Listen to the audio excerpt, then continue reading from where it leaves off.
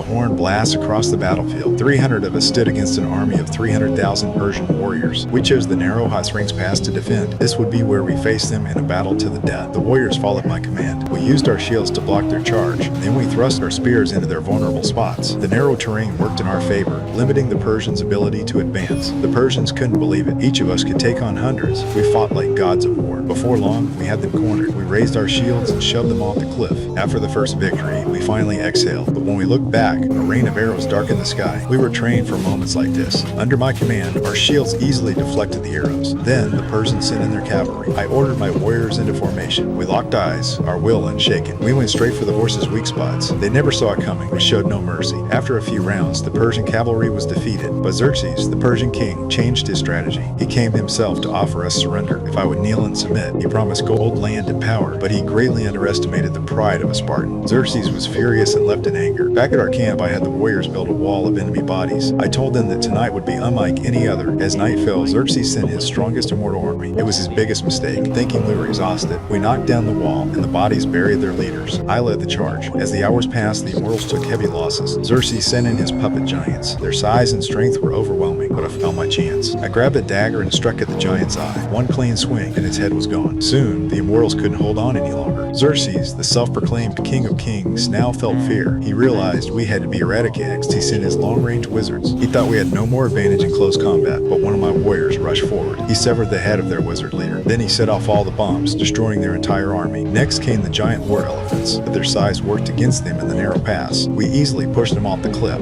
Then Xerxes sent in enraged rhinos. Before they could charge, my warriors took them down with one strike. We watched the rhinos fall, but then a traitor leaked our position. The Persians found the secret path behind the hot springs pass and surrounded us. Without the terrain advantage, I knew defeat was inevitable. I walked up to Xerxes, removed my helmet, and pretended to surrender. As he lowered his guard, I threw a spear. It cut across his lip and pierced his throat. In that moment, Xerxes finally felt fear. The Persians unleashed a barrage of arrows. One by one, we fell. In the end, we lost the Battle of Hot Springs Pass.